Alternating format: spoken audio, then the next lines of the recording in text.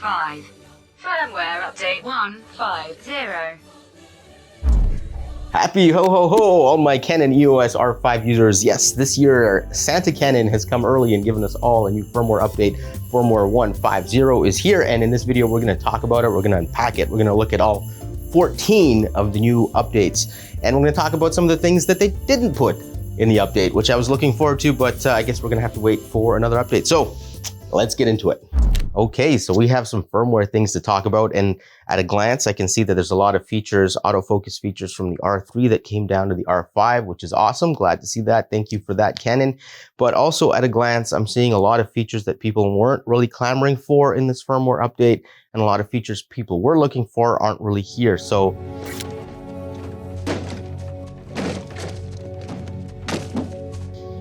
take that however you want to take that. It is what it is, but one of the things I would love to see is that 30-minute record limit. Like, just get rid of it finally. Like, just, it's gotta go. The R5 has an overheating sensor, so if the camera starts to get too hot, you'll get that little red light blinking in the corner to let you know. So why is there a 30-minute record limit? In 4K IPB light, we should be able to record at least for an hour. So that's my little rant on that. I'm gonna stop. Let's talk about the new firmware updates. But if you wanna know about the 3 firmware updates that I would like to see on the R3, video right there. Or there, I don't know, one of the sides. I think it's up there. But yeah, so with that being said, let's talk about the new firmware updates. We have helmet and goggle detection autofocus. So if somebody's wearing helmets and goggles, it's going to improve their, I guess, the camera's ability to autofocus on that. We're also getting car and motorcycle autofocus detection from the R3. So if you're shooting motorsports, for example, you'll be able to track the cars coming around the tracks, and you'll be able to, like, if you're zooming in on the window, you should be able to select the driver's head in the car or the car itself as a whole. So that's pretty cool. That's pretty cool. That's a nice feature that was in the R3 that's coming down to the R5, although I don't really see people shooting motorsports with the R5, but if you do, there you go. The other thing we're getting is better eye detection autofocus, or eye detection reliability autofocus. If hair comes down, I don't have any hair to demonstrate obviously, but if hair comes down in front of the eye, the camera will track the eye. I guess it'll have some kind of algorithm to assume where the eye is and keep tracking it. Also, if the face is coming in and out of shadow, which could be interesting. I know I've shot some video before where the faces are in dark and they come into the light and the camera gets like, whoa, what's going on? We went from dark to light.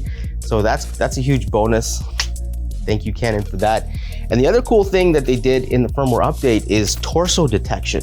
So if, let's say, the camera loses focus on the head, right? Let's say the subject turns their head or whatever, something happens, the head gets obscured, the camera will default to torso detection. So you'll still track the subject, which is amazing. I mean, how many times, wedding photographers, the bride's there, veil over her head, you can't really see the eyes, the camera's kind of like, what's going on or whatever, something happens. So it's cool that instead of the camera focusing on some contrasty thing in the distance, it's going to focus on the torso instead. So that's a huge plus. I think that's it for the autofocus features. All right, so that was the first 4 out of 13 updates. So now let's go on to number 5.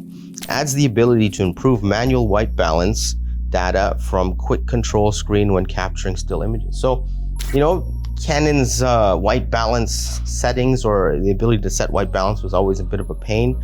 Hopefully they fix it in video too. I know with video, it would be nice to just be able to, like, take your little spot meter and say white balance to that, as opposed to having to white balance in photo mode and then going into video mode. I don't know if they fixed that.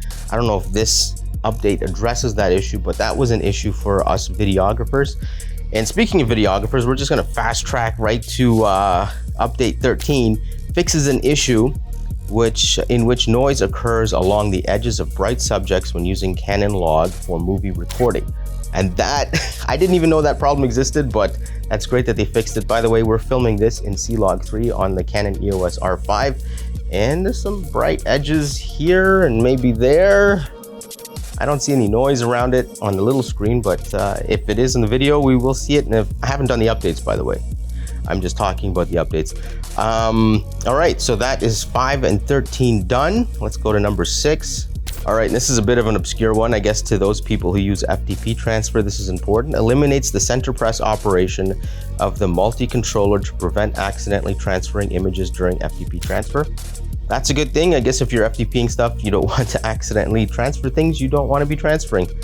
7, adds the ability when using EOS utility for remote shooting with 2 cards inserted to set the recording method and to select which card to be recorded to. That's great. That's definitely a huge update. 8, and this is good for those of us who shoot in darker situations. Add suppress lower frame rate to smooth in display performance, enabling the shooting screen to be displayed with less drop frame rates in dark locations. I know this was a big issue with the EOS R.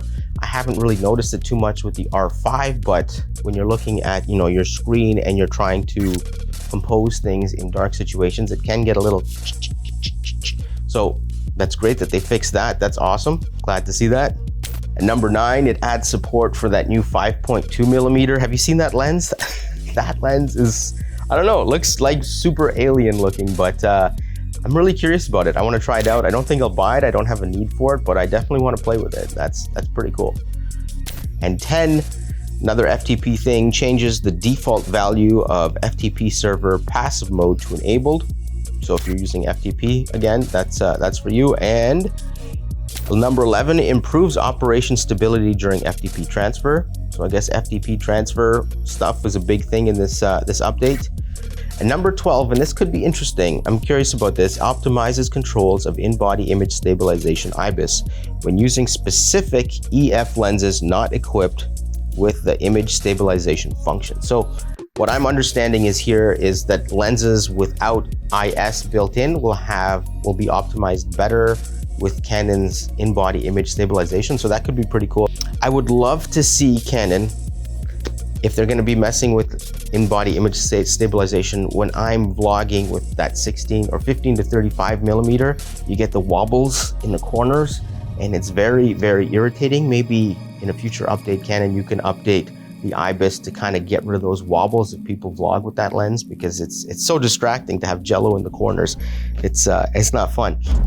All right, and if you want a quick tutorial on how to update your EOS R5 with all the new firmware updates, here's the video right here. Click on it and go watch it. It's a quick 5-minute tutorial, super fast, super easy. You'll be able to follow along. I go through all the steps from downloading the firmware, Canon website, all that stuff. So yeah, with all that being said, peace out. Thanks for watching. Hopefully you enjoyed the video, and I will see you guys in another video where we might talk about more EOS R5 stuff. See ya.